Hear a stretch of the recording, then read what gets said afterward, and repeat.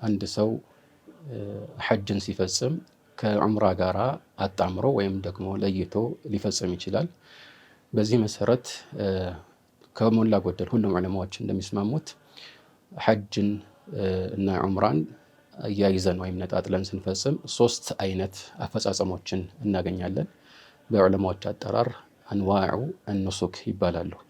እነኚህን ቀድሞ አንድ ሰው ማወቁ የትኛውን መፈጸም እንደሚገባውና እንደሚፈልግ አስቦ እንዲወስን ይረዳዋል። አንደኛው ኢፍራድ ይባላል። ሁለተኛው ደግሞ ተመቱዕ ይባላል። ሶስተኛው ደግሞ ቂራን ይባላል። የመጀመሪያው ወይም ኢፍራድ ሐጅን ለብቻው መፈጸም ነው። እንግዲህ የሐጅ ጊዜ ሲደርስ አንድ ሰው ዑምራን ሳይነይት ኢፍራድን ወይም የሐጅን ስርዓት ብቻ ነጥሎ አስቦ ይህንን መፈጸሙ ኢፍራድ ይባላል። ሁለተኛው ወይም ተመቱዕ የሚባለው ደግሞ የሐጅ ወራት ከደረሱ በኋላ ዑምራን ለብቻው ፈጽሞ ከዑምራ ስርዓት ከወጣ በኋላ የሐጅ ጊዜ ሲደርስ በዙል ሒጃ 8ኛው ቀን ይህንን የሐጅ ስርዓት ለመፈጸም እንደገና ነይቶ እና ኢሕራም አስሮ ወደ ሐጅ ስርዓት የሚገባበት አፈጻጸም ነው። ስለዚህ በተመቱዕ ላይ ዑምራ ሙሉ ለሙሉ ተነጥሎ ለብቻው፣ ሐጅ ደግሞ እንደዚሁ ለብቻው የሚፈጸም ይሆናል ማለት ነው። ሶስተኛው ደግሞ ቂራን ይባላል። ቂራን ሐጅና ዑምራን አንድ ላይ አጣምሮ መፈጸም ማለት ነው። ያ ማለት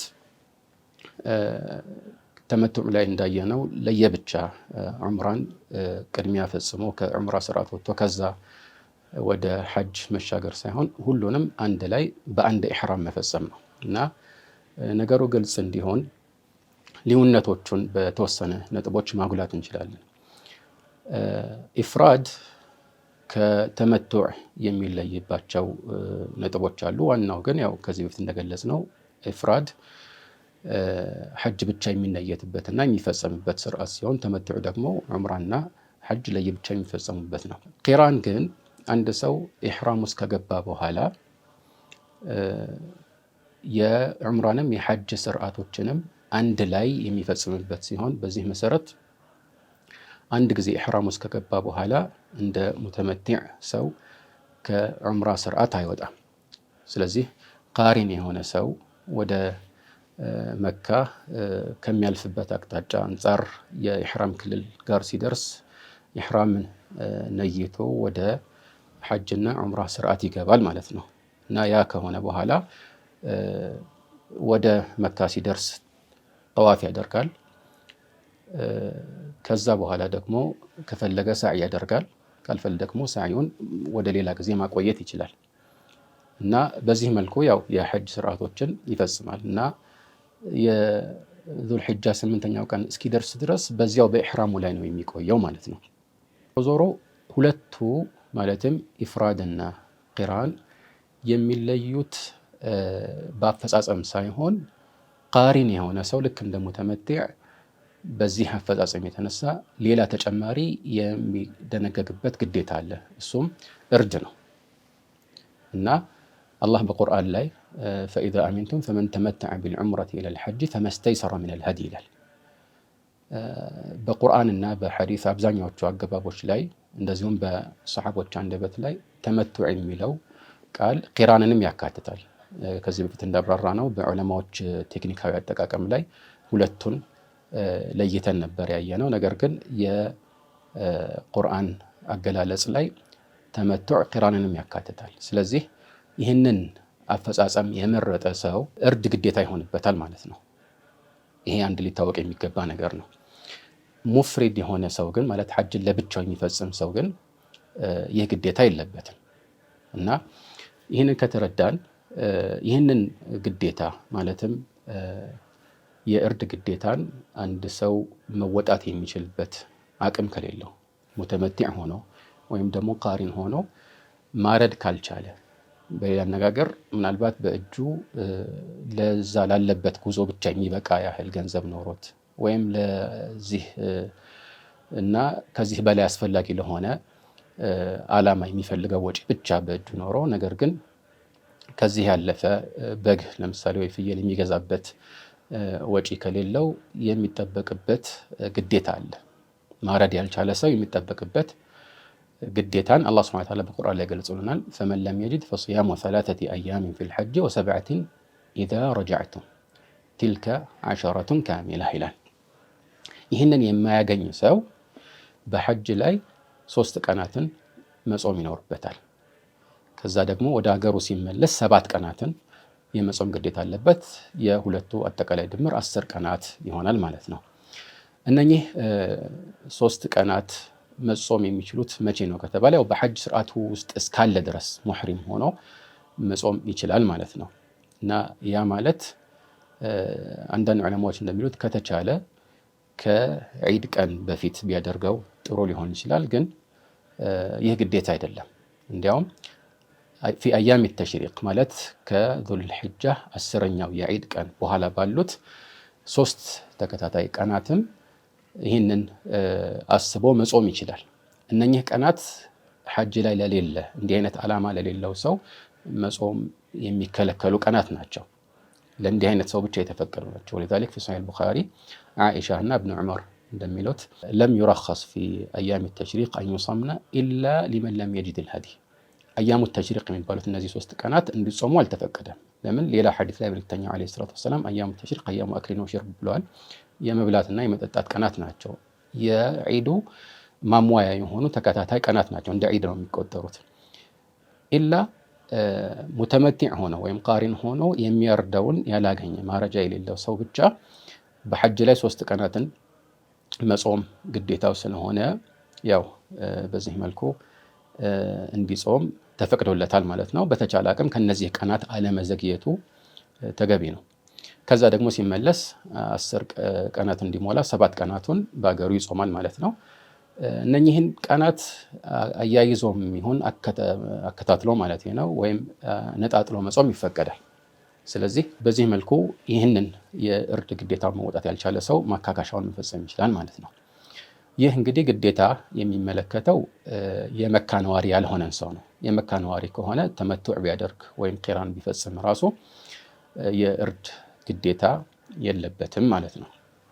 ይህንን ከተረዳን እነኚህን 3ቱን የሐጅና የዑምራ አፈጻጸሞችን በተመለከተ ዑለማዎች የቱ ይበልጣል በሚለው ላይ ተወዛግበዋል። የቱ ይሻላል? ሁሉም የራሱ የሆነ ማስረጃ ኖሮት የመረጠው ምርጫ እንዳለ ሆኖ ነገር ግን ይበልጥ ምናልባት አመዛኝ ነው ብለን የምናምነው ተመቱዕ ነው። ማለትም ዑምራን አስቀድሞ ፈጽሞ ከዛ በኋላ ሐጅን ለብቻው መፈጸም ማለት ነው። እና መልእክተኛው ዓለይሂ ሰላቱ ወሰላም ምንም እንኳን እሳቸው አላህ የመረጠላቸው ቂራን ቢሆንም ነገር ግን ሰሓቦቻቸው ተመቱዕ እንዲያደርጉ አዘዋቸዋል። ይህንን ትእዛዝ ያስተላለፉት ከሀገራቸው ሲመጡ የሚሰዋ እንስሳ ወይም ሀዲ እየነዱ ያልመጡ የሆኑ ሰሓቦችን ነው እንጂ እንደ መልእክተኛው ከተነሱበት ቦታ ጀምሮ የሚታረድ ወይም የሚሰዋ የሀዲ እንስሳን ይዞ የመጣ ሰው በዛው ኢሕራሙ ላይ ቆይቶ ቂራን ማድረግ ይችላል። ከፈለገ ኢፍራድን ማድረግ ይችላል። ነገር ግን ተመቱዕ ማድረግ አይደነገግለትም። ስለዚህ በአሁን ሰዓት ደግሞ ባለው ተጨባጭ መሰረት ያው ምናልባት አብዛኛው ሰው ከሀገሩ ወደ ሐጅ ጉዞ ሲጀምር ይዞት የሚሄደውና የሚነዳው የእንስሳ አይነት የለም፣ ወይም ደግሞ እንዲህ አይነት እንስሳን ለመሰዋት እየነዳ አይሄድም። እና በዚህ መሰረት መልእክተኛው ዓለይሂ ሰላቱ ወሰላም ሰሓቦችን ያዘዙትን የተመቱዕን ስርዓት መፈጸሙ በላጭ ይሆናል። እሳቸውም ራሳቸው ለው እስተቅበልቱ ሚን አምሪ መስተድበርቱ ለማ ሱቅቱ ልሃዲየ ወለጀዐልቱሃ ዑምራህ ብለዋል። መጀመሪያ የፈጸምኩትን አሁን እንደ አዲስ መፈጸም ብችል ኖሮ የሚሰዋ እንስሳ ይዤ እየነዳሁ አልመጣም ነበር፣ ዑምራ አደርገው ነበረ ብለዋል ማለት ነው። ይህ ደግሞ ይበልጥ ተመራጭ የሚሆንበት ሌላ መገለጫ አለ። እሱም እንደሚታወቀው አብዛኛው ሰው በተለይ ከተለያዩ ሩቅ አካባቢ የሚመጡ የሐጅ ፈጻሚዎችን ስንመለከት ብዙዎች ሐጅን የመፈጸም ወይም በጥቅሉ ወደ መካ የሚሄድ እድል የሚያገኙት በህይወታቸው አንድ ጊዜ ብቻ ሊሆን ይችላል። አንዳንድ ዑለማዎች ደግሞ ሐጅ ግዴታ እንደሆነው ሁሉ ዑምራም ግዴታ ነው ይላሉ።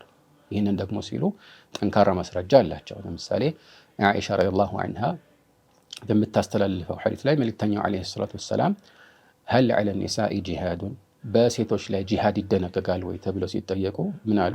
ዐለይሂነ ጂሃዱን ላ ቂታለ ፊህ ግድያ ወይም ፍልሚያ የሌለበት ጂሃድ አለባቸው አሉ። አልሐጅ ወልዑምራ ብለው አብራሩት። ይሄ ግድያ የሌለበት ጂሃድ በሴቶች ላይ የሚደነገገው ሐጅና ዑምራ ነው አሉ። እና ዐለይሂነ የሚለው ገለጻ ይህ መስተዋድድ አንድ ነገር ግዴታ መሆኑን ከሚጠቁሙ ገለጻዎች ይመደባል። ስለዚህ በዚህ መሰረት ብዙ ዑለማዎች ሐጅ ግዴታ እንደሆነ ሁሉ ዑምራም በህይወት አንድ ጊዜ አቅሙ ላለው ሰው ግዴታ ይሆናል ይላሉ። ስለዚህ ይህንን ካወቅን ይህንን ግዴታ ለመወጣት እድል አንድ ሰው የሚያገኘው ምናልባት በህይወቱ አንድ ጊዜ ብቻ የሚሆን እንደሆነ ከተሰማው ተመቱዕ ማድረጉ ወይም ቂራንም ማድረጉም ከኢፍራድ ይልቅ የተሻለ ይሆንለታል ማለት ነው። ለምን? ይሄኛው ዑምራ ሙሉ ለሙሉ ከሐጅ የተነጠለ ባይሆን ራሱ ነገር ግን አንድ ሰው ላይ ግዴታ የሚሆነውን ዑምራ የሚወክል ሆኖ ከግዴታው የሚያብቃቃ እንደሆነ ብዙ ዑለማዎች ይናገራሉ። የተወሰኑ ሰሓቦች ኢፍራድን አስመልክቶ አንድ ሰው በተቻለ አቅም ሐጅን ለብቻው ጉዞ መስርቶለት ዑምራንም ደግሞ ለየብቻ በሌላ ጉዞ መፈጸሙ የተሻለ ነው የሚል አቋም አንጸባርቀዋል።